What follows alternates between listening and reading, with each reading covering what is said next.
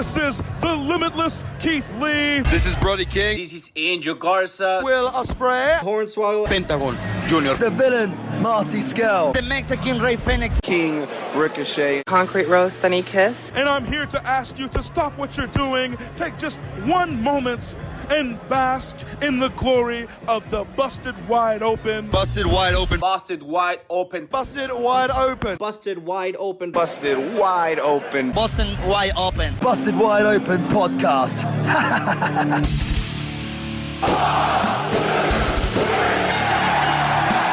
You're listening to the Busted Wide Open podcast, dropping the elbow on the hottest topics in sports entertainment and the world of professional wrestling.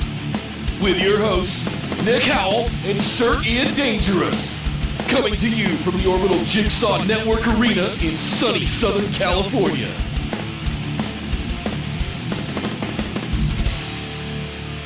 Welcome everybody to BWO Live. This is your patron episode, bonus episode thingamadoodah for December.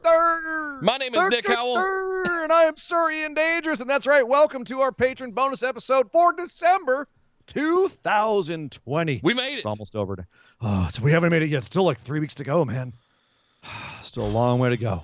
It's going to be a hell of a year. Be a hell of a month. It's going to be a hell of a show today, Nick, because today, thanks to recent events in the world of wrestling, we have decided to devote this bonus episode to Impact Wrestling. That's right. Maybe we never talk about Impact.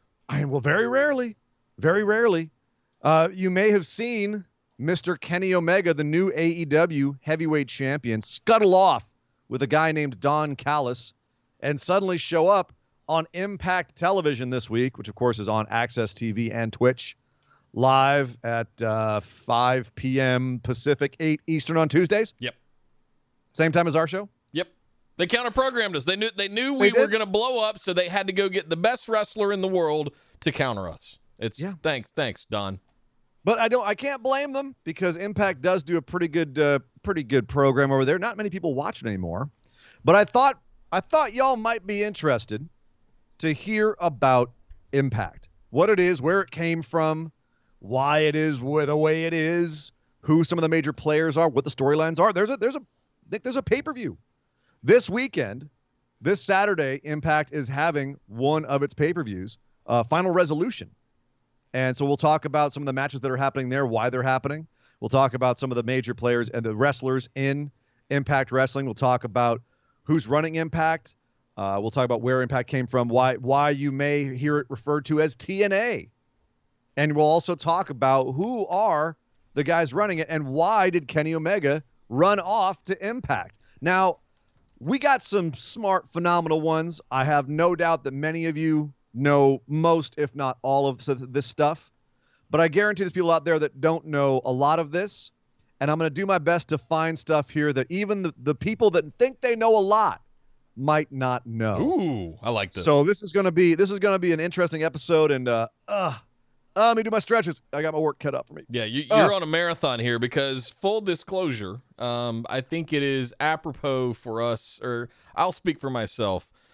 It's up to me to disclose that I was a bit of a lapsed fan post WWE Invasion, and I watched a little bit of TNA, Kurt Angle coming over. I saw a little bit of Christian. I saw AJ Styles. I saw Samoa Joe.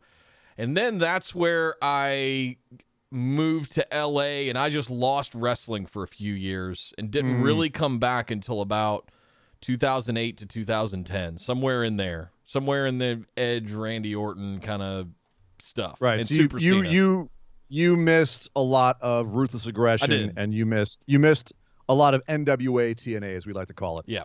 And I'll explain why it's called that. Okay. So yeah, that's good because I'll talk about all of that. I actually also was very much a sporadic TNA watcher at the time. And even up until recently, like I would catch things here and there. I'd keep up on generally what they were doing, but I was never a consistent watcher. And so some of this was definitely me going back and putting things right in my mind as far as sequences of events and so forth.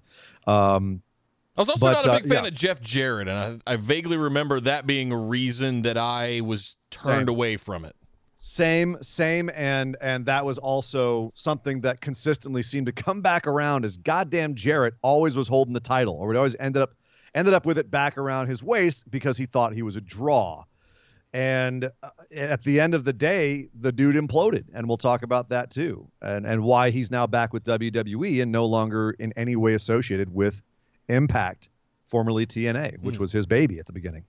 So lots to talk about on this show, Nick. We have much to discuss, and please feel free to interject and be like, what? Well, tell me more about that, and I'll do my best to do so, because there's a lot of information, and we're going to try and rip through all this in the next hour, and get everyone ready to go if they want to start watching Impact this weekend for Final Resolution, and if they want to feel like they know what's going on with this crossover that's happening with AEW and Impact. Well, we did have a lot of people that crossed the line, so to speak, at Slammiversary earlier this year, because it was such a mega show, and I did go back and watch Slammiversary on demand afterwards, and it was a really good show. I didn't really know many of the stories, but they did a really good job of helping me understand what it was, so I kind of started keeping up with it a little bit this summer after Slammiversary.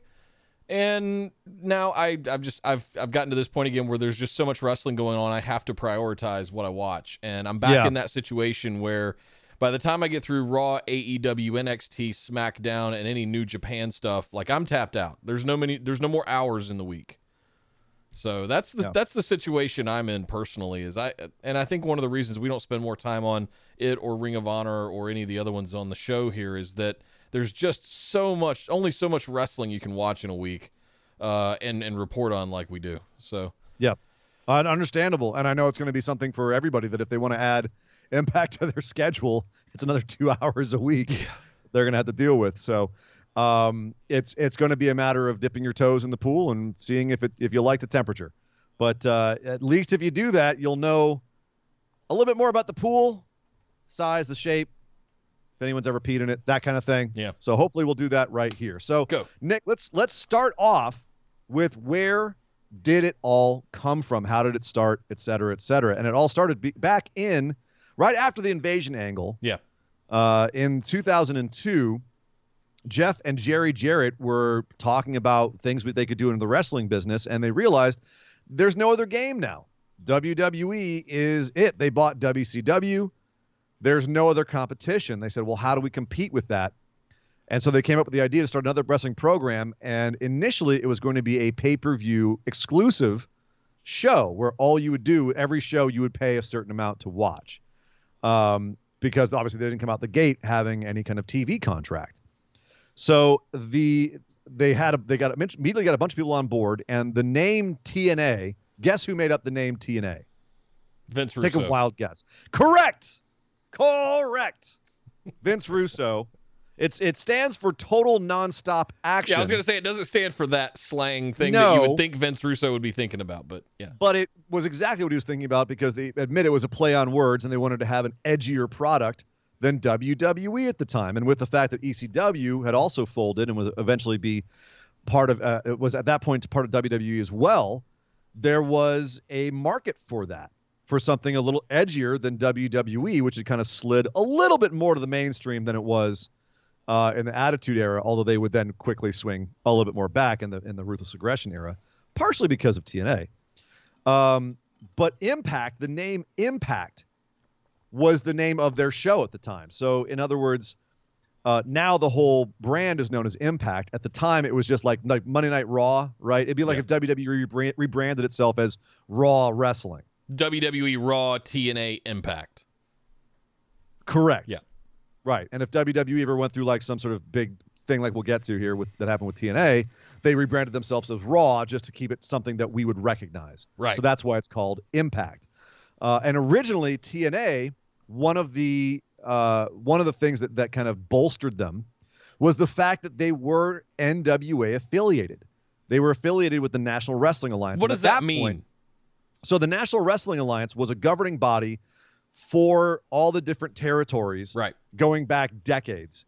And in the 80s was largely the center point of it was Jim Crockett Promotions, which ultimately led to NWA's flagship territory being WCW. But then when Jim Herd was running WCW, he pissed off Flair. There's a whole story there about the horrible way he treated Ric Flair. Ric Flair stole the belt and took it to WWEF at the time.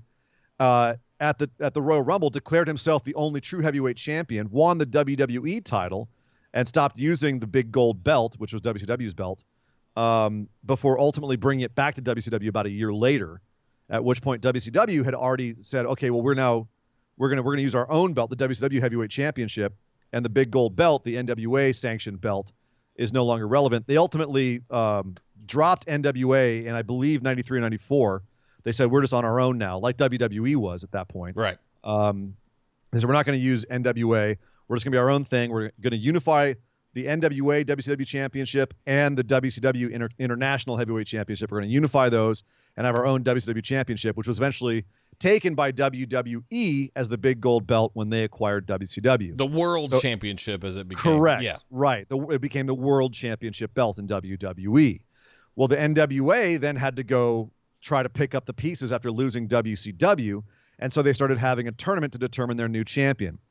Well, that happened in the Eastern Championship arena, and you may recall that was the one that Shane Douglas won for Eastern Championship Wrestling, and that's when he cut that legendary promo where he threw down the NWA belt, saying it was a dead organization and a dead promotion and a useless belt, and he picked up the Eastern Championship Wrestling belt and said, this is the only true heavyweight belt. It's now Extreme Championship Wrestling. We're going to go off and do our thing. And, of course, ECW then split from the NWA, became its own thing. And the NWA was just like, okay, well, I guess we're screwed. And so they kind of languished throughout the last half of the 90s, or a bunch of indie shows. And Dan Severn was their champion on and off at the end. Before ultimately Jeff and Jerry Jarrett came to them and said, how would you guys like for us to come along and we can be NWA affiliated and you can have your championship defended on our show? And so initially, TNA was defending the NWA Heavyweight Championship on their show, not the big gold, not the 10 pounds of gold, but it was a different belt. Right. But ultimately, they split away from NWA in 2007 and made their own titles. So, and then NWA was just nothing until Billy Corgan bought them years later, and we'll get to that. But that's you may remember, like, they started a whole new thing in the early 2000s, 6-sided ring. They were creating a whole bunch of new matches, like the X Division matches. And as you said, Nick, they had a whole bunch of talent around that time that has since gone out. Like they pulled some guys from WWE, like Kurt Angle, but they also found some homegrown talent, like Samoa Joe, like AJ Styles, Christopher Daniels, a lot of guys who have become since very big deals. But in the mid to late 2000s, you started seeing more and more big stars coming to TNA. And to put it in a very general sense, Nick, that was the time when TNA became the dumping ground for anyone who washed out of WWE or was too big to have ever gone there. So you saw guys like Sting, who never went to WWE, end up in TNA. You saw Hogan, Nash, Bischoff all end up over in TNA around that time because they didn't want to work with WWE anymore. And it was in 2009 was when they actually hired on Hulk Hogan and Eric Bischoff as the heads of creative. And they decided to go head-to-head on Monday night with Raw in January of 2010. That was probably as big as they ever got. They had a TV deal. They were rolling. They had a bunch of famous people that were on it. A bunch of people were watching it. People were very aware of it. It was officially the number 2 brand in the United States. It was huge by that point. Okay. So they went. Do you accredit? Do you attribute that to Hogan and Bischoff running the show? No. Okay. I attribute it to them having built up some goodwill over 10 years of putting on some very excellent matches. Now, granted, there was a whole bunch of crap as well, and there was a whole lot of the kind of nepotism that we originally saw in WCW that snuck its way over there. Some really bad creative, thanks to Vince Russo. But it had also, like, Nick, I don't remember, like, you didn't watch during that time, but there was an era there in TNA where, like, I didn't keep up on it on the regular, but if I saw that one of their pay-per-views was coming up, I'd consider watching it because it was usually a pretty good time. Yeah. And it was worth $50. you'd have a bunch of interesting matches. You'd have people that you recognized. I for instance, like I really enjoyed Christian Cage, excuse me. I enjoyed his run over there. Right. He was a lot of fun. So there was a lot of reasons to tune in to TNA over the years, and the curiosity factor as much as anything. I was looking for something. I remember a Table for Three episode on the network that had AJ Styles and I think Jeff Jarrett after he had returned to WWE, where they were talking about the early days of TNA and what they thought. I think Jeff asked AJ what he thought about the six-sided ring and some of his kind of early impressions and stuff like that. So if you have the network, have a look at that and look for that episode, because I do remember some. I'm scrolling through the episodes. There's like 6 seasons of these things, and I'm trying to find it was one of the more recent ones. But if I find it, I'll let you guys know for sure. Well, what was funny is a lot of people who worked in it at the time were like, "Yeah, it was interesting." There it is. Very, very few people are like, "Oh, that six-sided ring was awesome. I loved working the six-sided ring." Sting was the other one. It was AJ Styles, Sting, and Jeff Jarrett. It's season 5, episode 11, and it's titled "Impactful Reunion." Waka waka waka. Yeah, cute. So at this time also, the around the late 2000s, early teens is when people started seeing more and more of someone by the name of Dixie Carter. And if you've heard anyone talk of the last Dixie Carter, the last 10, 15, I know Dog Ziggler's like, who? Where is she? I'll get her. Dixie Carter was the daughter of one of the original investors in TNA. Panda Energy was owned by her father, and Panda Energy was one of the original major investors in TNA. And in 2012, Panda completely divested its interest in TNA to Dixie Carter. So she became the the sole shareholder in 2012. She was partial shareholder. I think she had like 71% by 2009, and then was a sole shareholder by 2012. So it was her company. You got to be careful saying Panda around Dog Ziggler, because now he probably wants Panda Express for dinner. That's true. He does. We actually had some Chinese food last night, and he's trying to get in the fridge as we speak. Orange chicken is his addiction. I can't blame him. Yeah, can't blame him. Not bad. Yeah. So excuse me. 2012, she picked up the controlling interest. 2015 is when she got the sole interest, because 2015 is when Jeff Jarrett was finally ousted from the company. And went off and formed his own company, Global Force Wrestling. And, there was all through the teens of the 2000s, Jeff was on a downward spiral. And that was one of the major blows to him. Somewhere in there as well, and I don't remember specific time frames or anything, I remember it being wrestling news, because I was fully back in at this point. Spike dropped him. And I don't remember... I think where you're going is that time frame, and I want to understand like the circumstances that led to all of that, because I think that's important. So it's what's important is that Hogan and Bischoff came in 2009 as creative, like this. They were going to run the show, which right off the bat was a red flag to anyone who had watched their history that this is not going to work out well. Again, they went head to head with Raw in January 2010. By May, they voluntarily went back to Thursdays. They got crushed. What did they expect to happen? But they were high on their own supply. So they slunk back to Thursdays, and by 2014, 4 years later, they got kicked off of Spike. They ended up going to Discovery, and then ended up on Pop TV by 2015. And once Dixie took over... And by the way, to be clear, supposedly Dixie is the sweetest person on the face of the planet, which is the worst attribute. That is the first thing that comes to your mind if you're a wrestling promoter. Right. You don't want to be the nicest person on the face of the planet, because everyone's going to run over you. Yep. And take advantage of you and your niceness and all of that.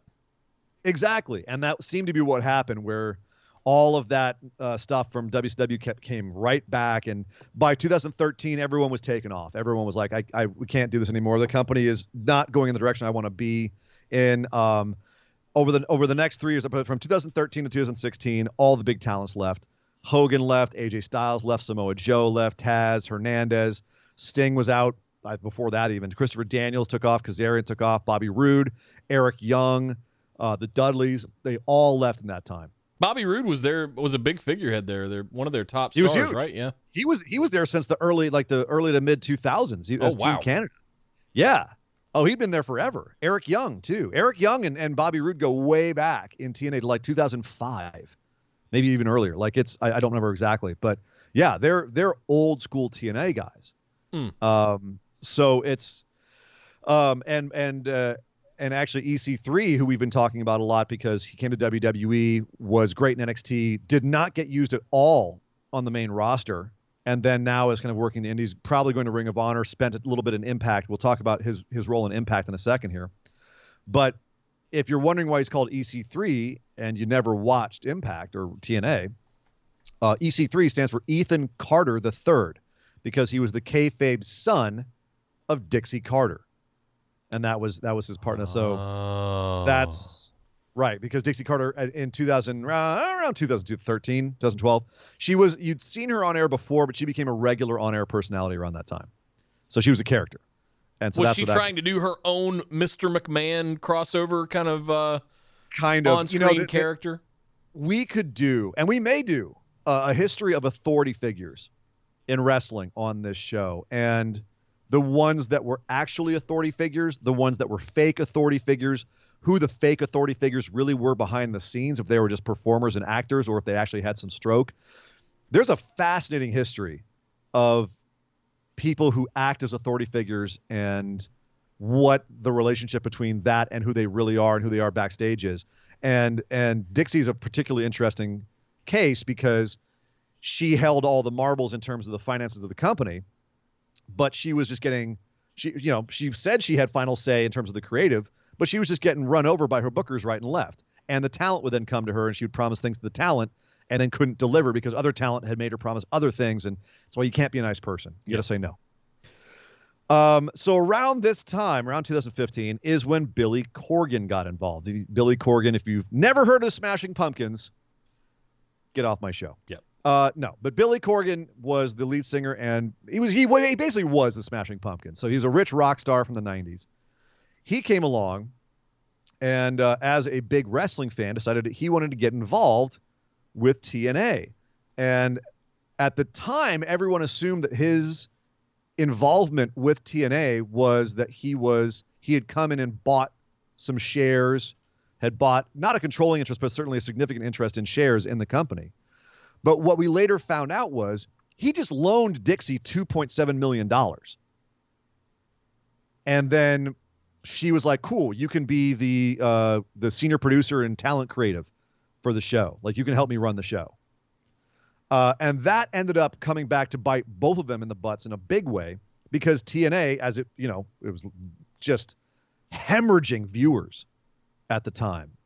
And talent was coming and going, and they started to have to work with to do like indie contracts where people would come in and work for a little bit and leave. Like, it was a mess. Ultimately, what time frame was this? This is like 2015 and beyond. Okay.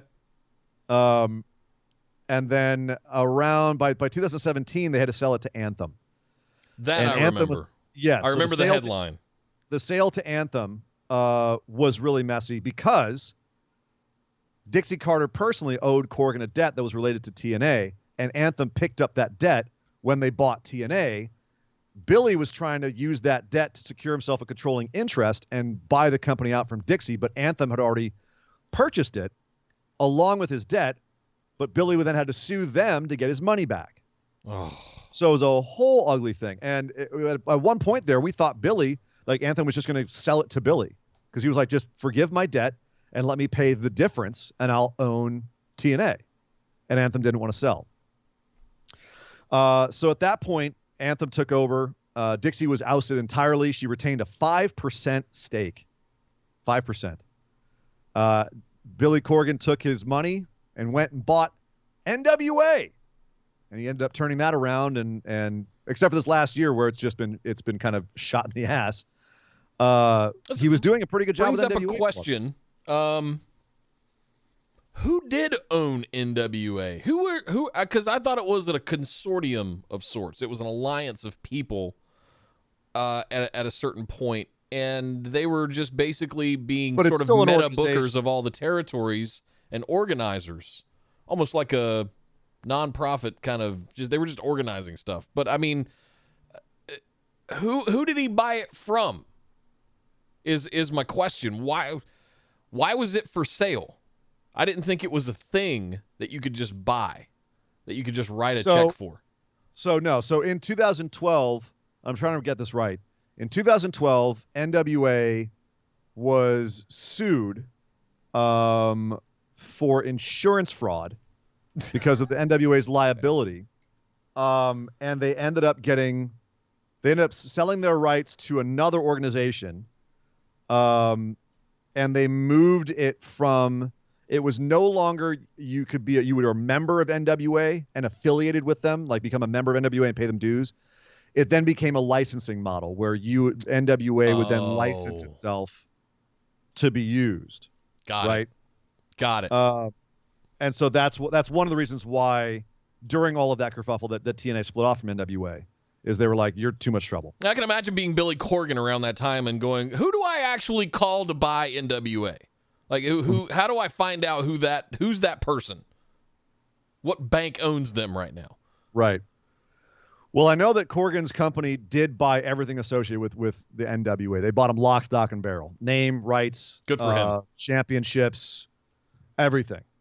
And that comes along with trademarks. That comes along with all the history and the library and all of that stuff. Yeah. So I think it was a very good move on his part. Very good investment. And you sit there and wonder what would have happened if Anthem had let Billy buy TNA. Like, what would he have done with it? Because he made some really good decisions while he was running it. We've seen what he did with NWA, and except for the things that have really screwed up his NWA were a couple of personnel things with David Lagana and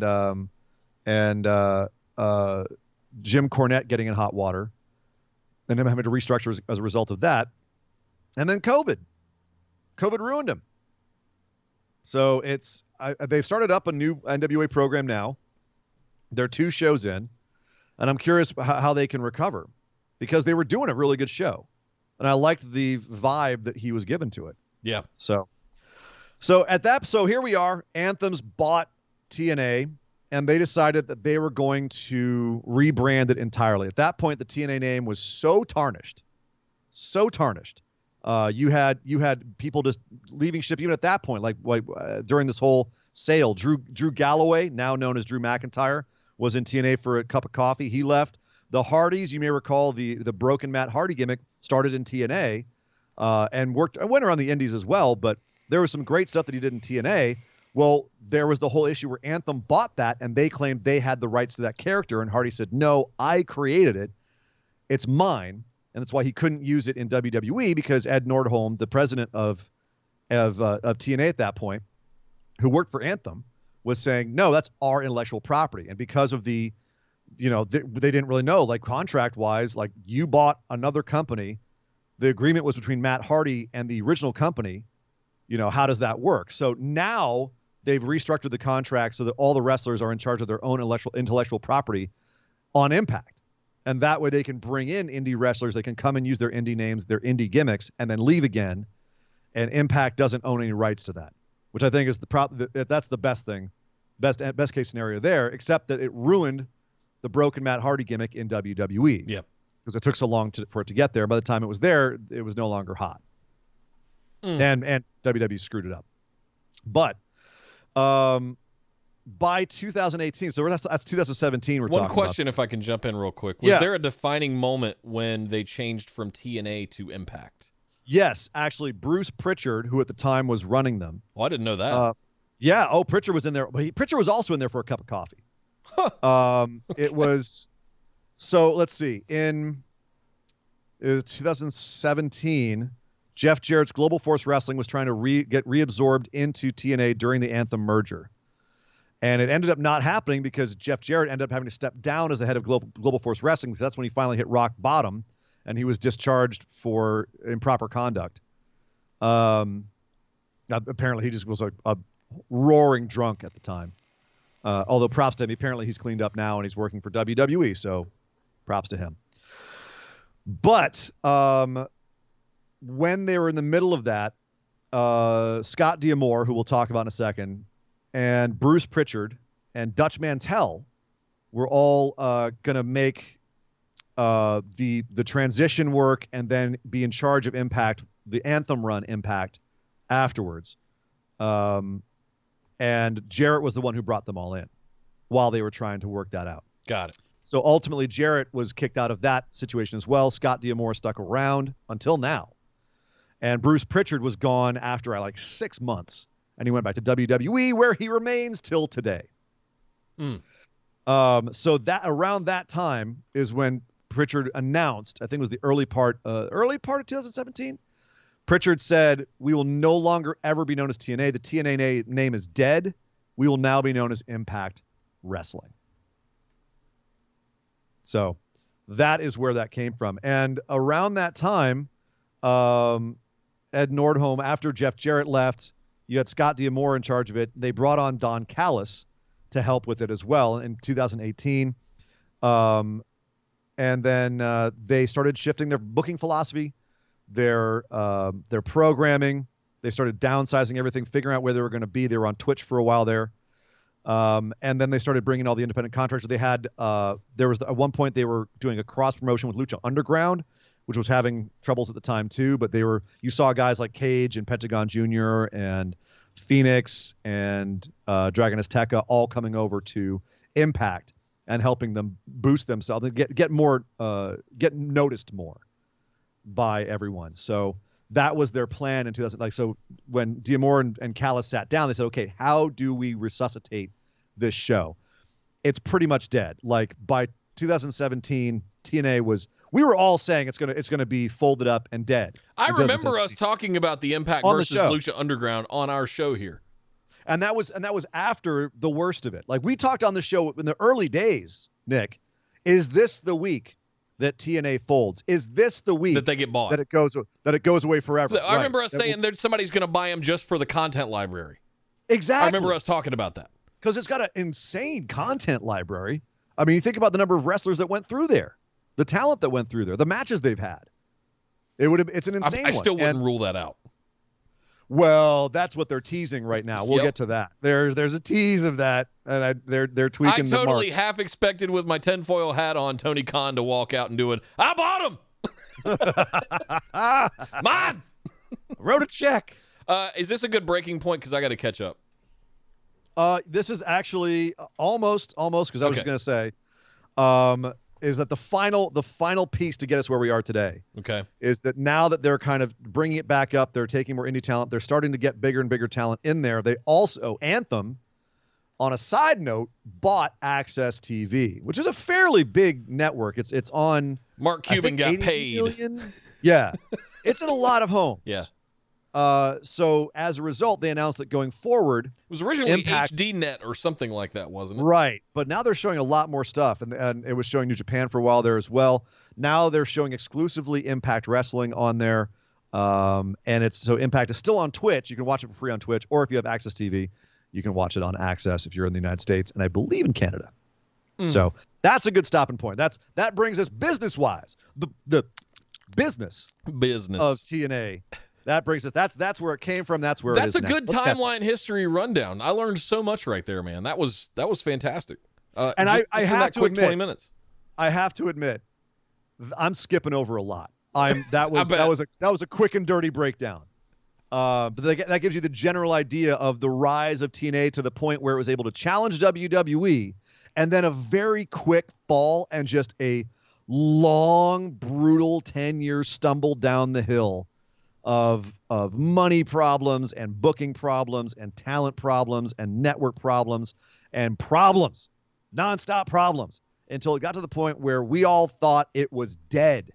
Everyone who followed wrestling thought it was dead in the water, and somehow they've brought it back from the brink to where we are now. Well, let me go all the way back to the beginning from 30 minutes ago. Andy threw in 100 bits. He says, what a fantastic surprise. You made my Thursday. Well, thank you, Andy. Haley Nicole threw in 100 bits. Thank you very much, Haley. Costanza threw in 100 bits. He says, didn't she learn after Hogan and Bischoff killed WCW? I'm assuming referring to Dixie Carter. No, she didn't, because they're charming dudes. Yeah. Like, people still worship Bischoff. He's making appearances on AEW. 82 weeks, is it? Is this podcast? Something like that. I don't want to promote his shit on here. But my point is that it's named after the amount of time that he beat WWE in the ratings. Yeah. Come on, man. I mean, congratulations. You beat him for 82 weeks. They've won everything else. Yeah. You might have won a battle, or like 82 battles, but you lost the war. I punched Mike Tyson in the face. Yeah, but he knocked you out. Right. But congratulations. But people still treat him like, he went 12 rounds with Tyson. It's like, you didn't. You lost in the third round. Yeah. If that. If you made it that far. You got it. Yeah. You took a swift uppercut early in the second round. Yeah. And Hogan's Hogan. Hogan's going to go in there and he'll tell you whatever you need to hear to get a paycheck. Whatever, and to get his way. Yeah. He's legendarily one of the biggest politickers in wrestling ever. So yeah, she didn't know any better. Sweet innocent girl. Abe threw in 1,000 bits. Oh, he says, I mean it. I love history. Thanks for this. I understand there is a test after. Thanks, please consider this a bribe for a good grade. Thank you very much, Abe. That did feel a little lectury. Sorry about that. Haley Nicole threw in another 100 bits. Says, show my love. Thank you very much, Haley.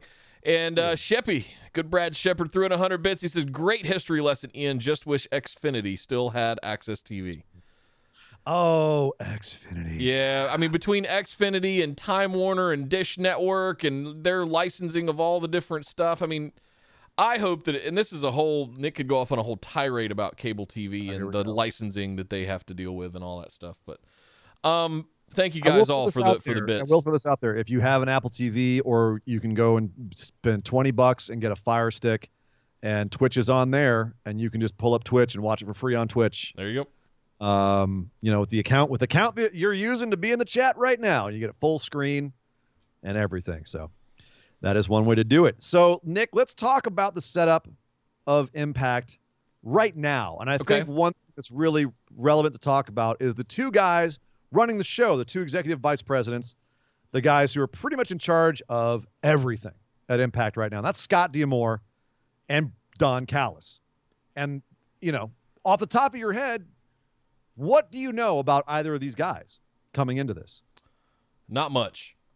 And that's why I wanted to talk about it. Because a little bit of Don Callis's history with New Japan, but even that is very vague.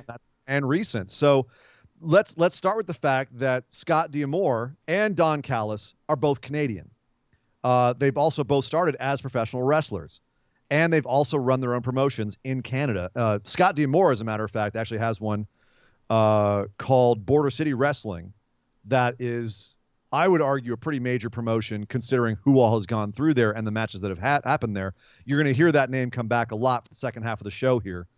And you're going to start seeing the tentacles, if you will, all start coming together. Okay. I love it when that happens. Yeah. So Scott D'Amore was booking in Canada. He was an enhancement guy in WCW and WWF for a hot second, but where he landed was TNA by like 2003. And then he ended up being head of creative by the mid 2000s. So he was actually one of the guys working with, you'd bring in if you brought in a Bischoff, or you'd bring in a Vince Russo. So he was a Michael Carano basically for TNA. He was the guy who was going to all the talents and helping work everything out. He was one of the big fish creatively in TNA during what I think most people would argue was their best era. Okay. He was the head booker by 2005. And eventually he stuck with them for a while, and then he ended up leaving, I believe in the early aughts, the early teens, and ended up going with Jeff Jarrett to Global Force Wrestling and ended up as the vice president of international relations for them. And Global Force Wrestling did a lot of work with New Japan. And as a result, Scott D'Amore actually got a lot of connections in Japan through working with Global Force Wrestling.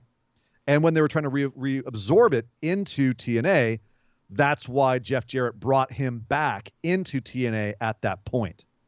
So he left in the teens when everything started going nuts, went and hung out with Jeff Jarrett and his side promotion. And then when Jeff Jarrett tried to bring his side promotion back into TNA, Scott D'Amore came back, stuck around. Jeff Jarrett was dropped. So that's how D'Amore got back into what was now known as Impact. Was D'Amore involved with Lucha Underground at all? Why do I feel like I'm not seeing anything but I feel like it's another name that I'm trying to think of who produced that show, and that was yes, and I'm blanking right now. Chris too. something, but I wondered if he was involved in Lucha Underground at all, because that was around that. So Chris DeJoseph, thank you very much, Brian. Thank you, Chris DeJoseph. That's who I was trying to think of. Just something was throwing me off. It was Chris a DeJoseph. duh. Instead of it was DeJoseph, not D'Amore. Yeah, and he came into WWE for a hot second and then got kicked out again. He rubs people the wrong way a lot, from what I hear. DeJoseph does. But yeah, they had and those two have worked together before too. But so D'Amore, also, as I said, he was a Canadian wrestler, Canadian booker, but he also runs a school up there. Let me throw some names at you that might sound familiar, that have been through his school and been trained. This is Scott D'Amore's school. Yes. Okay. The Motor City, both of the Motor City Machine Guns, Alex Shelley and Chris Sabin, both trained by Scott D'Amore. Eric Young, trained by Scott D'Amore. Rhino, Rosemary, Moose, Joe Doring, Kushida, people that all went through his school at one point. So it's not nothing, his school up there in Canada. Modern day Vern Gagne up there. So he's that's why he's with Impact right now. Long history with TNA, long history of booking, good booking, and the ability to work with a lot of these talents because he has personal history with them. Wow. But he's not to be outdone by Don Callis, who also he's from Manitoba. He was a wrestler up there all the way back. I think he started in '89 when he was very young. He worked for Tony Condello's WFWA. And when he started out, so they've touched on some of this with this whole Don Callis and Kenny Omega angle. You may have heard them like throw out some names around there, like the Golden Sheik, right? You may have heard them talking about how they've known each other forever.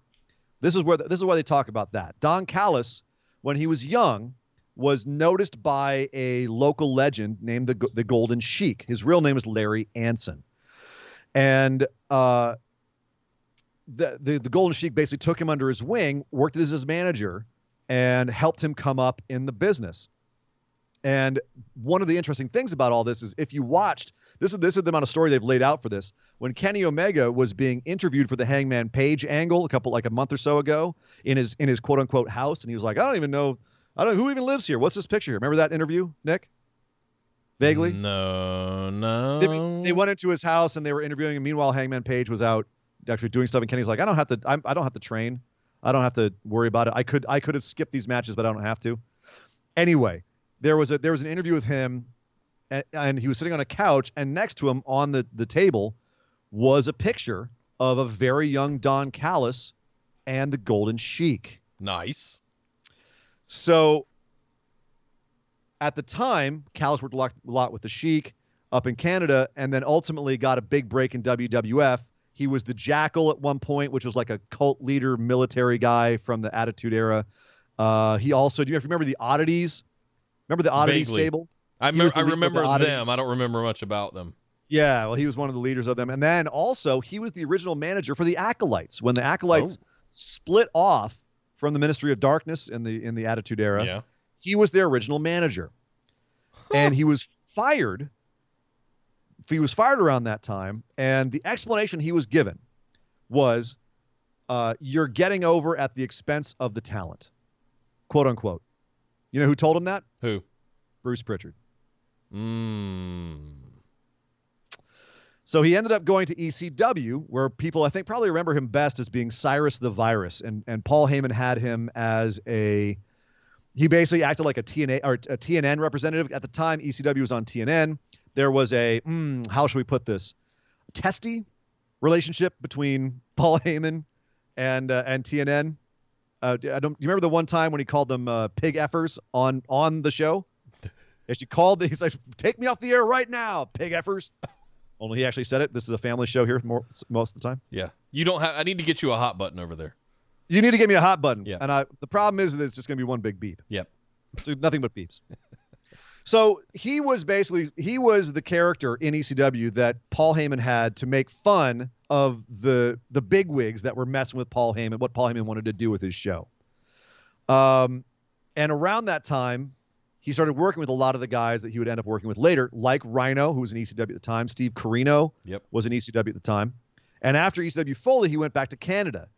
And one of the promotions he worked with in Canada at that time in the early 2000s, Border City Wrestling. And in fact, he even won the Border City Wrestling tag team title belts with Terry Taylor. Cock-a-doodle-doo. So while he was up in Canada, booking and working shows and just, doing little indie wrestling stuff, he met a kid called Kenny Omega. And he, for some reason, he felt, I've got to protect this kid. I'm going to take him under my wing. I'm going to help him along. And he booked him in shows, and he booked him over like other guys who had more tenure. And it caused some heat, but he kept saying, this kid has it. And so he kept helping Kenny Omega at the time. Kenny was 17 at the time. I don't know if I said that or not. He also was in TNA around for about a year in 2003 to 2004. So all of these things kind of floating out in the ether. Remember all that. After that, he quit wrestling, got his MBA in business administration, and he didn't come back to wrestling until 2017 in New Japan, Nick. Now, the things that happened in the interim informed a lot as well, because he kept his toe in the business. He was writing newspaper articles for the local paper. He was doing radio shows, and he ended up getting into podcasting. Meanwhile, Kenny Omega... I hear that was kind of a big deal around that time. So meanwhile, Kenny Omega goes to try out at WWE, ends up in Deep South Wrestling, ends up being one of the people that gets abused by Hugh Morris, and then ends up not liking WWE and leaving for Japan, ends up in DDT, where he really kind of found himself, you would argue. And he stayed in Japan after that. And then meanwhile, through podcasting, Don ended up in a 25th anniversary episode of Jericho's podcast, and so ends up talking to Jericho on Jericho's podcast. So years later, cut to years later, like mid-2000s, Don Callis doing his thing. Kenny's in Japan becoming a big deal. And Kenny calls up Don Callis and says, hey, Don, would you please speak at a eulogy at my uncle's funeral? And Don Callis goes, I mean, sure, but who's your uncle? And he didn't know this until this time, until Kenny told him at this point. But Kenny's uncle was the Golden Sheik. Oh. I'm dead. That's brutal. What a twist and turn. And people were like, Kenny never told you that his uncle was your mentor. And he goes, nope, that's just the kind of guy Kenny is. He keeps things very close to the vest. He didn't want to get preferential treatment because he was, and the thing is, Don Callis had met him when he was young and just didn't know. He met him when he was a kid, when Kenny was a little boy. Wow. So he had no idea. So after he reconnects with Kenny... So Kenny is the nephew of the Golden Sheik. Correct. That's where the connection is. Wow. So after reconnecting with him, there ended up being kind of a super podcast. Jericho, Callis and Storm created Lance Storm, another great Canadian wrestler, and man with no humor. They had their own podcast, and they invited Chris Jericho and Kenny Omega on their podcast, through the obvious connections, and they decided to do like a Winnipeg's Greatest Sons episode. Yeah. And so they had a great time. They're all shooting the shit. And at the end of the whole thing, Callis kind of pulls Kenny aside and goes, hey, kid, get me booked. Ha, ha, ha. Right? Just something you say as a wrestler. You throw old Carney thing. You throw it out there. You're half joking, right? Like, get me some business or whatever. Don Callis was retired. And Kenny goes to New Japan, and he says, while they're discussing booking in New Japan, as Kenny's becoming the biggest thing in New Japan, head of the Bullet Club, about to go into a feud with Okada that's going to rewrite history. He says to Gato and the bookers, I want my own color commentator, the way that some of these other guys do. I want a guy who's going to come out and put me over. And they said, okay, it's a great idea. And they said, who do you want? And he says, well, I want someone that's personal to me. Someone maybe Canadian. And Gato goes, how about Bret Hart? And Kenny goes, No, I was thinking Brett's great, but personality is eh. I was thinking someone more, like Don Callis. And so as a way to get them acquainted with Don Callis, he gave them one of the Lance Storm Don Callis podcasts, which Tiger Hattori listened to. And they said, yeah, we'll hire that guy. We'll hire the Lance Storm guy. And Kenny goes, no, the other guy, the other Don Callis. Because Lance Storm's not known for his personality either. Right. He's a bit robotic. Yeah. Little bit. So ultimately, Don Callis gets brought into New Japan because Kenny wants to bring him over as his personal color commentator. And after doing some of these legendary matches, Callis had been there for a year. New Japan loved him. They loved the work he was doing with Kevin Kelly. Callis was the guy who, and they talked about this, they joked about this on AEW this week. Callis was the guy who got Jericho. Jericho just dropped out of WWE, and Callis said, dude, what if you came over and had a match with Kenny Omega in New Japan? Because Callis was the guy who had the connection with both of those dudes. Omega didn't know Jericho that well, but Callis did. I'm sure he knew of Jericho and his history and all that. He met him. He talked to him. You can't be anywhere near the wrestling business and not know about Chris Jericho. But the point is that Callis was the one who kind of maneuvered that into place. Wow. And gave them the idea. And of course, that was an enormous watershed event in New Japan when Jericho came over and fought Kenny Omega. It blew ticket sales out the door. New Japan never had seen that many ticket sales or views from America for their Wrestle Kingdom. It absolutely, it was it was a co-main event, and Don Callis helped put it together. So he was a golden boy for New Japan. Kenny Omega was a golden boy for New Japan. And someone who watched that match, who wanted to put together his own wrestling company, was, of course, Tony Khan. Mm-hmm. Now, I think the history of it has become more apocryphal, where they're like, oh, yeah, that was the match that made Tony Khan want to do AEW. I don't think it's that simple. But it certainly was one where Tony said, you know what, if I've got guys like these, I can make this work. And he was being pitched by the Bucks at the time. He was being pitched by people like Cody, and all those guys were getting together and trying to say what they could do. And they looked at the draw that happened with Jericho and Kenny Omega. That was a draw, a huge draw. And that's what probably got into Tony Khan's mind, saying, if I have these guys, I can draw. It's a promoter's dream. Exactly.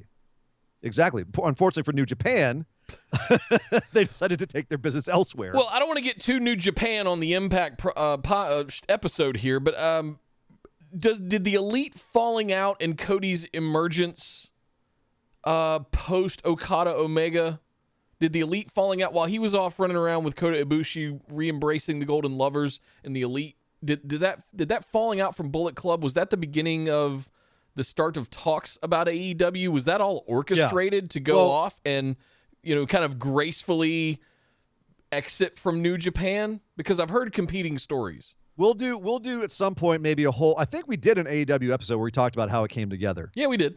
Yeah. So for the answer to that, go check that out, because it was a combination of events. Kenny had almost nothing to do with the business side of it. He was just the talent. The Bucks and Cody pretty much put together the business side of it with Tony Khan. Got it. And it was because the Bucks were businessmen, and Cody came out of WWE with a fire under his ass to do something big, and it all just kind of ambition feeds on ambition, and you got AEW. Ambition feeds on ambition plus money. Right. You get AEW. You have a benefactor. If you hear Don Callis called the Invisible Hand, it's because of all of those events. Granted, Kenny Omega was the Invisible Hand for him first, although Don, you could say, was the Invisible Hand even way back in the day. So it's kind of a trading back and forth. But if you ever hear, like, for instance, the Golden Lovers, or you hear Callis being called the Golden Announcer, it's because of the Golden Sheik. It's because of the tribute to the Sheik. Tribute to the Sheik. Damn. Yeah.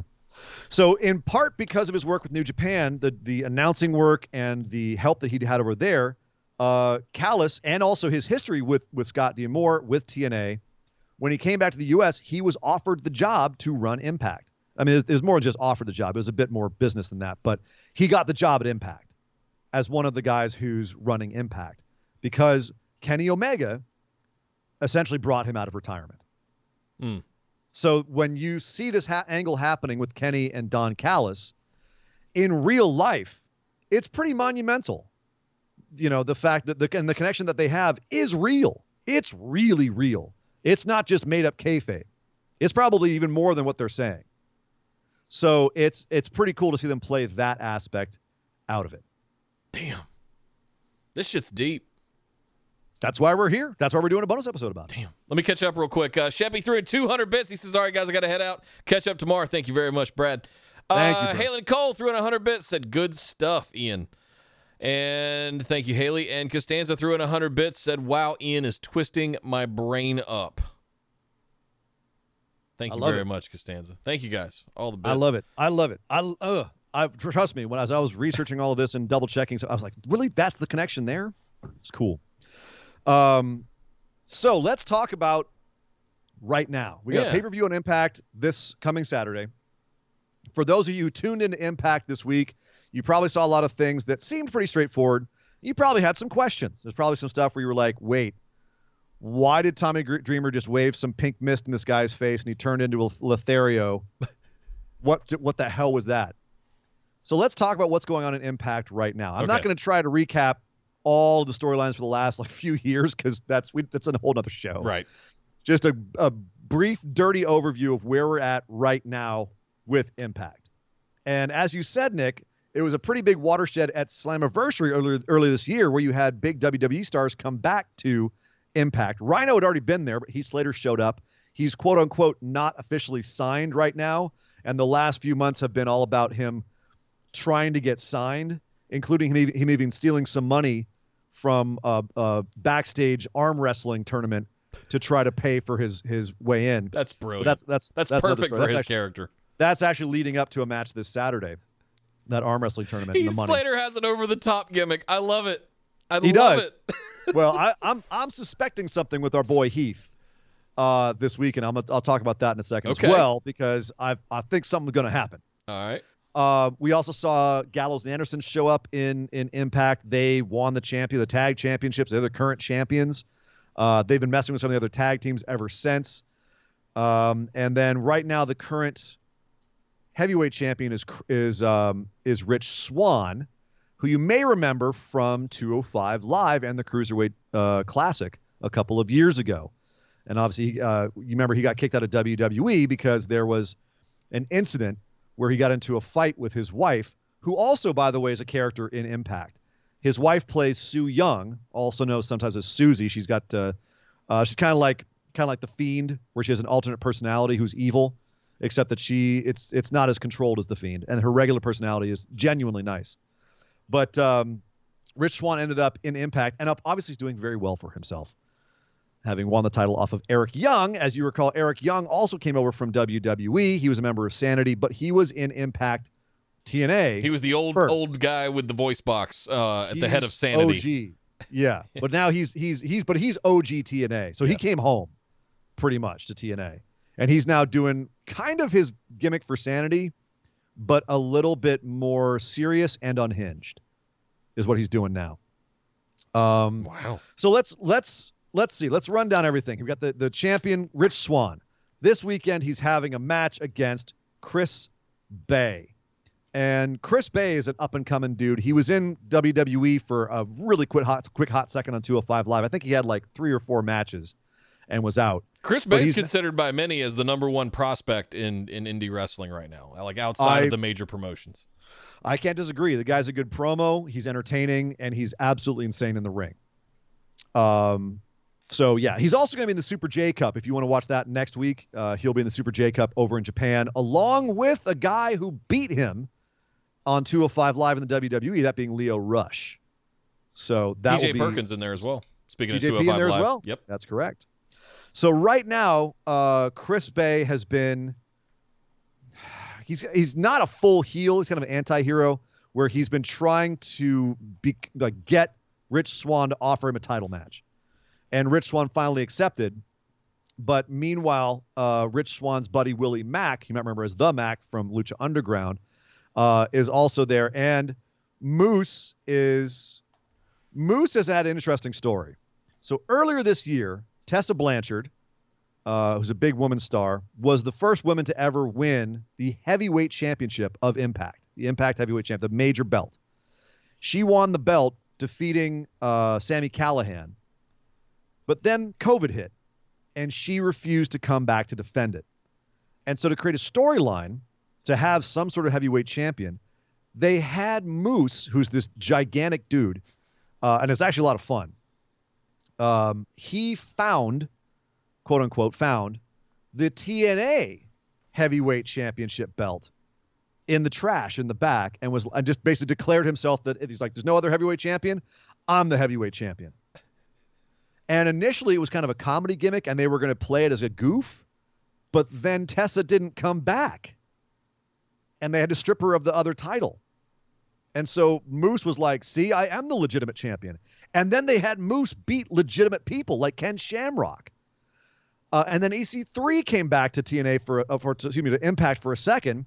And remember how he was doing the whole online, he was doing a whole like change the narrative thing. He was being very serious. Yeah. He came back and inspired Moose to change his own narrative. Don't be a goof. Make people take this seriously. And ever since then, Moose has been taking it seriously. They've been giving him big wins. And I feel like they're going towards Moose being recognized as a legitimate secondary champion. So that's why he's still involved in the title picture as well, is that he's running around there with that other championship. They're keeping him very close to Rich Swann, to Chris Bay, to Willie Mack, to Sami Callihan, anyone else who's involved in the main title picture. I can't wait to find out what is ultimately going to happen with Tessa. I'm literally on pins and needles, because if this ultimately becomes the thing that she washes out with, I'm going to be really upset and disappointed. Like if we never see her wrestle again because of this year, frankly, and other competing factors, that I'm going to be really disappointed. What I'm hoping for is to kind of get popped in the mouth when she walks out at Royal Rumble or she shows up on AEW. Just like complete surprise. I want to be blown away. No one knows. There's literally within 1 week, I heard a report saying she's definitely going to AEW, another report saying she's definitely not. So it's all speculation. One knows. Nobody knows. No one knows. No one knows. And no one knows who's facing Rohit Raju for the X Division Championship this weekend, either on Saturday. TJP lost in a match that stated he can never challenge for the X Division Championship again while Rohit has it. So Rohit is holding that over TJP's head. There have been some shenanigans on the side. Another guy by the name of Suicide has been coming in and challenging as well as Crazy. He was revealed to be Crazy Steve this last week. So the deal with those two guys, Suicide, is an interesting history here as well. Suicide was a character that showed up he was, I think, originally a video game character in the TNA video game, but then everyone liked him so much, they made him into an actual character on the show. And they just pick somebody out of random roster and just say you're going to be Suicide, or no? It wasn't totally random. It was originally it was Frankie Kazarian played Suicide, and Chris Daniels played him as well after that. Austin Aries played him at one point, but in 2013, the most famous person to play Suicide was T.J. Perkins. Is this kind of like the Bone Soldier gimmick in New Japan, where it can be different people? No, because that was kind of Bone Soldier was an embarrassing affair where they tried to make someone into Bone Soldier, and it was awful because the guy couldn't wrestle and was terrible. And then they decided to resurface the gimmick as Taiji Ishimori because they thought it was cool, and they wanted to bring it back. Gotcha. Okay. So this is more of just kind of like an interesting, like a way of having someone be like a masked man, but take it seriously, as opposed to like WWE, like with El Gran Gordo. Right.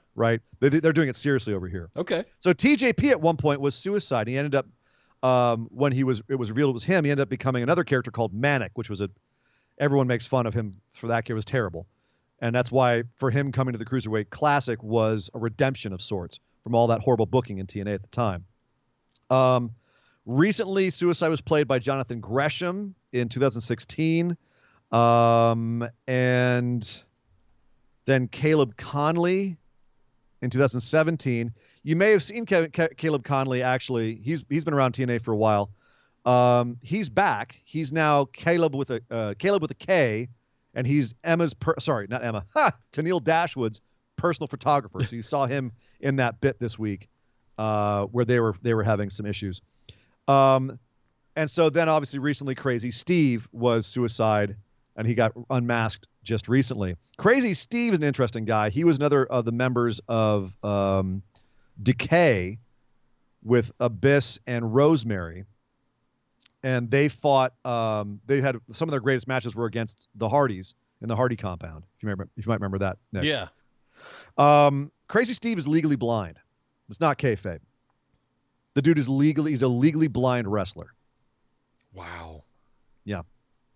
So speculation is that Crazy Steve will end up facing Rohit Raju this weekend. But wait and see. Anyone could challenge him for the X Division Championship, except TJP.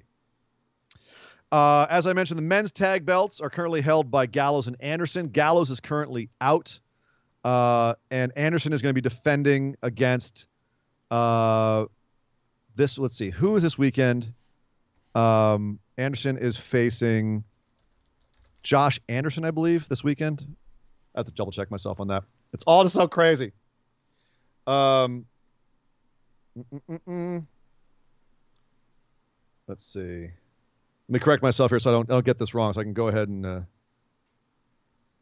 this right. So you don't call the Young Bucks the Hardy Boys? You know, something like that.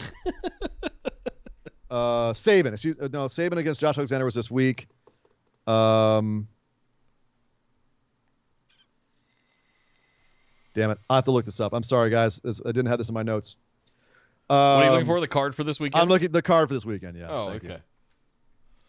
Honestly, I got to figure out who's facing Carl Anderson. It's one of these guys. It's either Josh Anderson or because here's the thing. Right now, the North is Josh Anderson and Ethan Page. This all was recorded, including this show, late last month, earlier this month. Ethan Page is now on COVID protocol, and he said he's leaving. He said he's leaving Impact. It's very likely he's leaving Impact. So the North's going to break up. That's not going to be a tag team. So they're not going to go for the championships. Motor City Machine Guns were the champs earlier this year. They could possibly go back for it because they're a legendary tag team and everyone loves them. Also, XXL is around. That's it's AC Romero and Larry D, two big boys. They could also get involved in this again because XXL did attack Motor City Machine Guns after their last match, and the North attacked Motor City Machine Guns. Hence why there's like kind of all this kerfuffle between the tag teams on the card there. Okay. So yeah, I'm seeing it's Carl Anderson versus Ethan Page with Josh Alexander. There you go. Which will probably be Ethan Page's last match.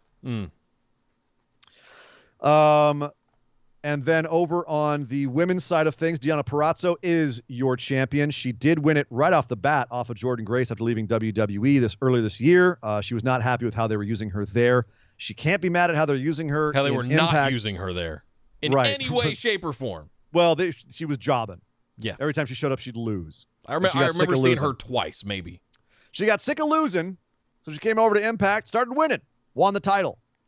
Then there was the whole thing where Kylie Ray was supposed to come over and have a match with Deonna in the summer, and then Kylie had whatever happened to Kylie, we don't know, mental health issues or personal issues, we don't know, and she dropped out at the last minute. They had to have Su Yung come in and have a match with Deonna, beat her, and then 22 days later, Deonna won it back. So she's still the champ. But now her gimmick is she's exhausted. They're running her ragged, blah, blah. She's a heel. She's complaining about everything. And Scott D'Amore got frustrated with her this week and said, well, screw it. Now you have to defend against Rosemary this weekend. And that's not fun because Rosemary's a pretty tough opponent. She's also a former champion as well. Also apparently has Taya Valkyrie in her corner, which is always good to have. Very good to have. They're currently a tag team. There's a whole tag team contest going on right now. There's a tournament to determine who's going to be the women's tag team champions. We haven't seen women's tag teams since, I believe, 2013, give or take. Sorry, the Knockouts, because they're called Knockouts in Impact, which is a holdover from a while ago. And actually, there was some controversy where people thought that was a sexist term, and a lot of the women in Impact came to defense saying, no, it means we kick ass. You knock somebody out. And if it's a play on words, it's a play on words, but ultimately means you can kick ass. So, excuse me for a second.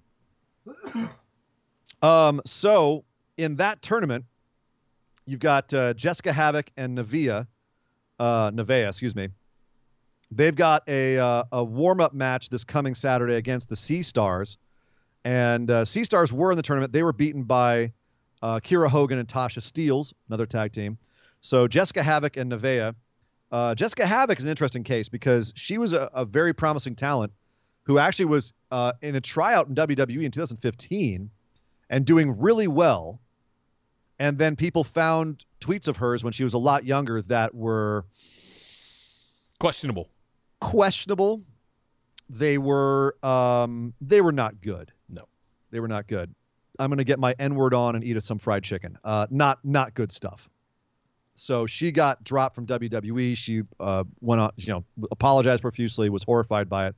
She's on a bit of a comeback now over in Impact with Nevaeh, who is the real-life wife of Jake Christ, who's one member of OVE with Dave Christ and Sami Callihan. OVE is no longer a thing. If you remember OVE at some point, it's no longer a thing because Dave Christ got caught up in the speaking out movement. Also, there was a lot of heat on him backstage even before that. Apparently, he's a real piece of work, and he got fired from Impact at the same time that Joey Ryan did. So OVE is no more, but Jake and his wife Nevaeh are still there, and Nevaeh is in a tag team with Jessica Havoc, possibly going for the tag team straps. As I mentioned, Kiera Hogan and Tasha Steelz are also a tag team that are going for the straps, and I think have a good chance of winning. They are going to be involved in a match this weekend as well. Not a match where they fight. No. They're going to be, Kiera Hogan will be a ref, and Tasha Steelz will be a ring announcer for a match between Hernandez and Fallah Bahh. Remember earlier when I talked about the arm wrestling contests that were happening backstage for money? Right. Hernandez was running those, making lots of money. He was. Then everyone was starting to steal his money. And he was getting people to steal it back. And now finally Fallah Bahh and he have had enough. He's trying to get his money back. So they're having a match. And is this the same Hernandez that came into Lucha Underground? It is indeed, only way less mobile. He's like, I wouldn't mess with that dude nor his money. No, I probably shouldn't say anything sideways about him. No. Because I don't want to die. Fallah Bahh, he's a lot bigger than me, but he's a lot bigger than me, and he scares me. You're right. Also in the women's tag team tournament right now, Jordynne Grace, former champion, she was announced for this with no one knowing who her partner was going to be. And then it was announced it would be Jazz, who we thought had retired. I believe there was a cancer diagnosis involved, and she's on the comeback. She's, I believe, in remission. She's a former NWA Women's Champion. She's a major deal. I'm so happy to see that she's back and involved in something here in Impact. So very cool. Wow. I remember Jazz from American Gladiators. That's from a long time ago. That's the only Jazz you remember? Really? Well, that one, the Transformer. Okay.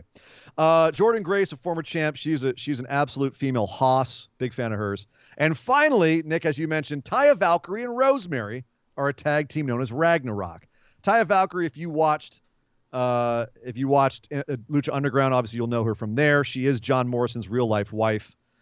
That's why she's also from Slamtown. And she's a former, I think she's the longest reigning Impact Women's Champion at this point. And Rosemary's got a long, interesting history. There is something that happens at Impact right now. For those of you who don't know, Impact is a very campy wrestling show, or it can be. It's got good action, but the stories backstage can get wild. I'll talk about Wrestling House in a second. But one thing that you should know is there is supernatural stuff in Impact, including something known as the Undead Realm. Oh. And Sue Young, as I said earlier, was the evil character, evil version of Susie. Sue Young has like undead brides that come from there, and she puts people in coffins and takes them to the undead realm. There was a whole angle a year or two ago where Allie, who is now the bunny in AEW, was the women's champion and went to the undead realm to save Rosemary from Sue Young. Rosemary is also a demon, zombie thing, warlock, witch, but also sometimes good. Allie goes to save her, ends up becoming possessed and going insane, and then died. They killed her in kayfabe to save Rosemary. Oh. So I'm wondering if they're doing an AEW crossover and the bunny shows up in Impact, what's going to happen? Impact, you might have just won me over. It's crazy. This is the kind of stuff I love in my wrestling. Remember the Sinister Minister, yes. Father Mitchell? Yes. He's in it. He's involved in it too. He's also like a satanic presence in there, and he's also like one of the evil guys in the company. Yeah, there's a whole supernatural thing. Oh my God. In fact, I'll talk about it now. Wrestle House, which was Impact's way of getting through the pandemic earlier this year, was a brilliant little thing that they did where they took a bunch of their wrestlers, took a bunch of their roster, and made a reality show where they all live in a house together, and all the tropes you normally see on reality shows started happening, right?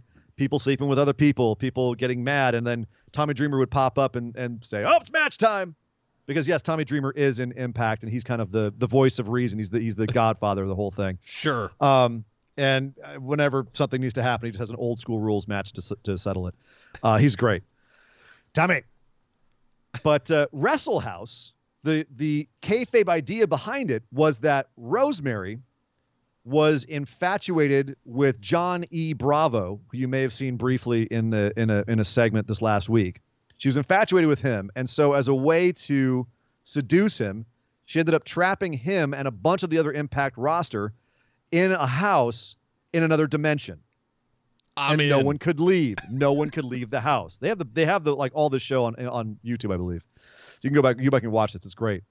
Some very funny stuff. But again, so Rosemary can do magic. Like the house was in another goddamn dimension. They'd open a door and it'd be like this swirling mist outside, you know.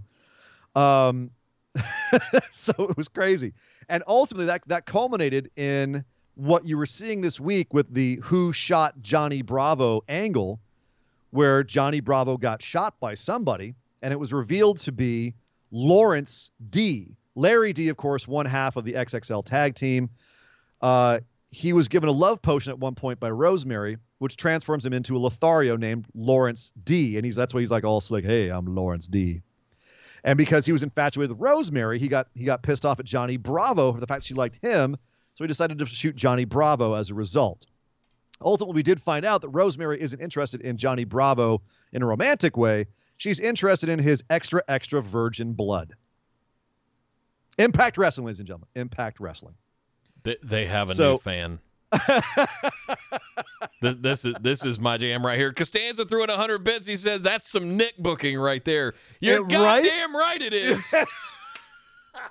That is all me right there. He threw in another 100 bits. He says this sounds like American Horror Story, the wrestling version. Right. It's a lot of fun, and they definitely do some horror stuff that goes further than anything that Bray Wyatt's doing, but it's also tongue in cheek a lot of the time and campy. Like it's a lot of fun. I love it. Oh, it's madness. I love anything that goes interdimensional and you can pull. It's almost like Stranger Things in the upside down. Like everything's weird on the other side. Yeah. Fantastic. So as a result, Tommy Dreamer did find out that Lawrence D shot Johnny Bravo. And as a result, now this weekend, we're having a match between Tommy Dreamer and Lawrence D in an or Larry D. Who knows who's going to show up? Probably both in an old school match. And if Tommy wins, Larry D goes and turns himself into the authorities for shooting a guy. And if Larry D wins, he walks free, which of course was the joke on this week's episode where he's like, you can do that in a wrestling match? You can just absolve attempted murder? Tommy's like, yeah, totally. Love it. We settle everything in the ring. That's what I mean by tongue in cheek. Right. So a couple other matches this weekend. We've got Tennille Dashwood and Caleb with a K, as I mentioned, formerly Caleb Conley, who did play Suicide at one point, versus Eddie Edwards and Alicia Edwards. This all stemmed from Tennille and Alicia being a tag team in the women's tournament and having that ugly breakup that we saw this week on Impact Wrestling. Eddie Edwards, you also may have seen this week, steal the bat from Sami Callihan. Now, the Sami Callihan-Eddie Edwards feud is pretty famous because a few years ago they were having their feud, and as they showed kind of shittily in the clip, Sami went to hit a chair that Eddie Edwards hadn't quite got balanced on his chest as he was lying on the ground. The bat glanced off the chair and legit cracked open Eddie Edwards' skull. And at the time, Sami got all kinds of grief about it, working unsafe, all the rest of it, just got grief from every corner. And they ended up turning into an angle. They ended up having, Sami took all the heat, turned it into an angle, and they're going back to that now with Eddie Edwards, who's been a great babyface and a champ since then, going back to that angle and being a babyface again, as you saw this week, chasing off Sami Callihan, who was threatening his real-life wife, Alicia Edwards. And And now Eddie Edwards has that bat going into this weekend. I have no doubt Sammy will get involved in this match somehow. Fantastic. I love that they're still paying that off over a year later now. Yeah. And Eric Young actually is also kind of in Eddie Edwards' orbit as well. So I'm looking forward to seeing how that works out as well, because Eric Young is now fully heel and crazy. And hanging out with a guy, he's got a match with Rhino this weekend because of his beatdown of Cody Deaner. I'll talk about the Deaners in a second. Eric Young is running around with a guy right now whose name is Joe Doring. And probably a lot of people don't know who Joe Doring is because they don't watch All Japan. But the guy is a former All Japan Triple Crown champion. He's been all over the world. He spent a lot of time in Japan, but he's also Canadian. And in fact, he's fought Rhino before. He's fought Rhino before in Border City Wrestling. Guess where else? Guess what else he did in Border City Wrestling, Nick? You want to have your mind blown? You want to look at Joe Doring in a whole new way? He beat Kenny Omega. Close. With his tag team partner, John Bolin, Joe Doring holds a win over Hiroshi Tanahashi and Evil. What? Now, granted, it was back when Evil was a young lion and but still. So that's the guy hanging out with Eric Young right now. And Eric Young has that match with Rhino this weekend. He looks jacked. He looks like a jacked JBL. And they beat down Heath last week. And I have to sit here and wonder how long before Heath turns on Rhino. Oh. Best thing that could happen for Heath is turning heel, I think. I agree. So, but as I mentioned, Eric Young beat down Cody Deaner. Deaners have been around for a while, Cody Deaner especially, and cousin Jake. But Cody has had a crisis of faith. They turned face somewhat recently, and he's now trying to prove himself, but obviously he's not able to do that just yet. Deaners are a lot of fun. They're like Canadian rednecks. Is the best way to think about them. So, I'm trying to think if there's anything else. No, I think that's it. I think that's the whole card. I feel entirely up to speed on not only the history, but like I could go sit down and watch that pay-per-view this weekend and be comfortable. Trying to think what other little factoids I can throw out there. Brian Myers, formerly Kurt Hawkins in the WWE, he's around. He's now being known as the most professional wrestler. I don't know what that means yet. I don't think any of us do, other than he's kind of a heel and he wants everything done professionally, but he still kind of cheats. And he's got a clothesline finisher called the Stamford Clothesline. I don't know. I haven't really figured out if he's onto something yet or not. Let's see. I think I got everybody. The Josh Matthews and Madison Rayne, you may have noticed they're a commentary duo right now. Madison Rayne, you may recognize from a lot of stuff. She was a former knockout and I believe was in the Mae Young Classic. Josh Matthews, you may remember from Tough Enough Season 1.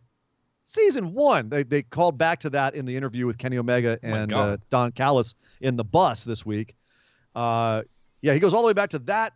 I don't think he ever really worked as a talent in ring, barely ever. He had a couple of matches, but he was mostly a commentary guy and a backstage interviewer in WWE. One of the most famous things he ever did was the "Oh, that's not wise" thing with referee Tim White, where Tim White kept trying to kill himself. Kept killing himself because he was suicidal, and Josh Matthews kept trying to interview him, and he just kept dying. That was bizarre. Do you not remember that? No. Oh, I'll go find that. It was like there was even one where like he ran into like I forget if it was a wood chipper or what it was, and like Josh Matthews gets sprayed with blood. Like it was insane. Josh Matthews is, I would say, at best a controversial figure in terms of his commentary. I hear a lot of people hate his commentary and hate on him. But that guy is a TNA soldier. He's been around for a while now and has done a ton of work backstage to keep that company going. I'd actually argue that due to him, he's one of the reasons it didn't fall apart entirely at its lowest point. He was still like doing Twitch streams for Impact, for TNA, when it was floundering at its worst. Wow. And keeping content coming out. So you may not like his commentary, but the dude has definitely got a lot of heart for TNA. You mentioned Jessica Havoc earlier as well. She's also one of the ones that are out there on Twitch constantly Yes. doing watch parties for Impact episodes or old throwback content or that kind of stuff, as well as playing some games from time to time. But she's one of those kind of external people that are seen quite often, especially on Twitch. Yeah. So there's a lot of that feeling in Impact is, rising tide lifts all ships. Let's all work together. Apparently except for Dave Christ, the backstage at Impact was pretty is pretty wholesome from what I understand. Let's see. That being said, right now, so you got Josh Matthews and Madison Rayne. They're married in real life, so they're able to actually bubble together. That's how they're able to do the commentary because they live together. But usually it's Josh Matthews and Don Callis on commentary, although it shifts up. So we'll see what happens as things go on. Don Callis obviously doing a lot of other stuff right now. Right. Also, Matt Stryker's been involved as well, doing some backstage interviews and point of view interviews and stuff like that. We'll see if Matt Stryker continues to be something there. I would love to see that. I love Matt Stryker on commentary. Me too. I had a blast with him, and even I'll even get a hat tip to Vampiro there for a little bit, even though his was questionable at times. But but it was entertaining. Yeah. So that's Impact, Nick. I don't know. Y'all do me a favor, because I know there's a lot of stuff I left out. We only had so much time, and I've only got so much voice before I go completely dry here. So do me a favor, you Impact fans that we have, go up into that Facebook discussion group and put up some facts that I didn't talk about.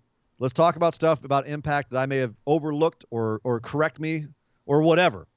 I think I got everything, but if I missed anything, please throw it in there. Let me know what you think about Impact. Let's get everyone interested in Impact right now, because that seems to be the way the wind is blowing. And I had a lot of fun researching this, Nick. I hope that you had a lot of fun listening to it. I hope so you're all much. out there. And I think Costanza just threw in 100 bits, and I think it's a very apropos way to close out this bonus episode. We've talked about the history. We've talked about present day. But he said, do you guys think Impact will succeed and grow, or is this just another attempt to come back? We've talked about the past and the present. Let's talk about the future. Do we see them? And you know what? This is a making good time dent? to talk about Tony Khan writing checks. Yeah, that's where I was going to go. Because he teased that. He bought that little advertising time and came on as kind of, frankly, a lot of people were like, God, he just seems so weird and creepy. And I'm like, I thought that was a great little kayfabe, like I'm a millionaire kid, spoiled brat, passive aggressive thing. But if that was what he was, if that's just really how he is, I don't know. I couldn't tell. I loved it. And I love the fact that he teased like, well, I mean, maybe I should just buy Impact. Maybe I could just buy Impact. If Impact gets absorbed into AEW, I think it would be somewhat of an ignominious way to go out after all that they've survived. Yeah. And with the content that they're doing right now, part of their issue is that their production still has a lot of issues. Like we're seeing boom shadows in the shots, horrible lighting. There's definitely a lack of production, lack of polish with Impact right now. And some of that may just be budgetary. Some of that may just be carelessness. I don't know. I attribute some of it to limited staff for COVID as well. Sure, that too. That could be. Although even before COVID, it was an issue. But I guess what I'm saying is they've got to mark off some boxes first. Yeah. Before they're going to be able to compete again at a high level. But I will say this: there are other companies with more doing less than Impact is doing right now. And this kind of exposure is only going to help them. You look at what happened with Slammiversary earlier this year with all the WWE talent going there. Yep. That was great for them. And everyone tuned in and saw a great show. They did something like 10 times their normal views this week when everyone tuned in to see what Kenny Omega had to say. Oh, it was way more than that. Like normally there's 400 to 500 people on the Twitch stream. There were 50,000 people on Tuesday. Yeah. Well, normally they're I'm talking about the total views across all platforms. Oh, sure. I'm talking about Twitch. I don't have Nielsen cable access numbers, but right. But I mean, just anecdotally from Twitch, you can go look at their VOD history and see like 400 views, 500 views. Maybe one's got 18,000 because there was a thing on there. 50,000 views live on Tuesday night. Insane. I was checking constantly while we were on air. So, I mean, I guess long story long, Costanza. I think it has a very good chance of succeeding. Yep. I think given that all that's been through, given the minds that they have working there, the talent that they have working there, the passion that they have working there, and the fun TV they're putting on. I mean, if there's anything I want everyone to take away from this, is that Impact has been through some shit. But they're coming back. And they're doing some fun stuff. They're putting on some good matches. It sucks they don't have any crowd. It's going to be a lot better when they have the crowd noise. And they haven't really found a good solution for that yet. But they're doing some good stuff right now. So the future is bright, I think, for Impact Wrestling. In one way or another, I would say, whether or not they do get ultimately bought and merged and rolled in, and we get a second weekly show from AEW sometime in the next year or two, I could certainly see something like that, especially post-COVID. Once we get past where we're at today, I do think there is an acquisition there that could be real. I think Impact knows what it's up against with both AEW and WWE now. Formerly, they just had to deal with WWE. Now they've also got, and who knows where Ring of Honor is going to go in the next couple of years. So I think at a certain point, when if you build a company for 20 years and you've been at it for this long and you've gone through all of these stumbling blocks and you've done all these things and you've turned the company staff over 4 or 5 times, at a certain point you just want an exit. You just want the exhale. You want to be able to check off the success. Anthem's sitting here going, we bought a failing company and now it's doing better. So I think Tony Khan would have to really open up a checkbook to buy Impact off of them. I don't think that deal is a done deal by any stretch. Especially because what they paid for him. I'd have to go dig through the SEC notices. But think about as you say, the tape library. Oh. So, and what AEW could do with that tape library. Also, if it's rumored that Tony's circling, does Vince sweep in with his checkbook and go, just because he's Vince? Right. Yeah. And and just maybe for the reason that how many notable known WWE superstars is in that content library or is performing today? Yeah, there was a time they were licensing TNA library footage to WWE because they were so hard up for money.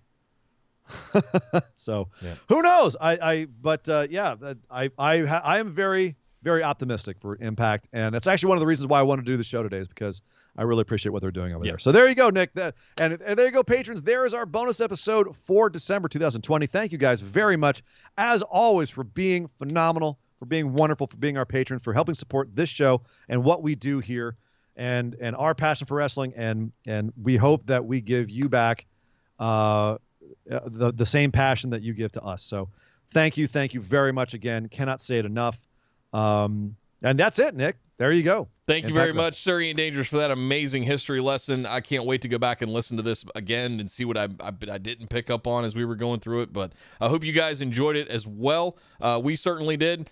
We've got a couple of weeks left here where we're going to do stuff, but we're going to take a break for Christmas as we did last year, and as I assume we'll probably do every year. Take the time to spend the time with your families and maybe watch a little wrestling throwback content or something like that. But hey, we've got 2 years plus worth of patron bonus episodes for you guys to revisit as well if you'd like to do that. And it is the best way to support the show. Period. Hard stop. I know you guys, if you're listening to this, you're at our $10 tier at least on Patreon. Thank you very much for all of the support. And when we say it's the best way to support the show, we genuinely mean that. We're on that race to 100 patrons, and getting to that sort of milestone is a big deal for both of us.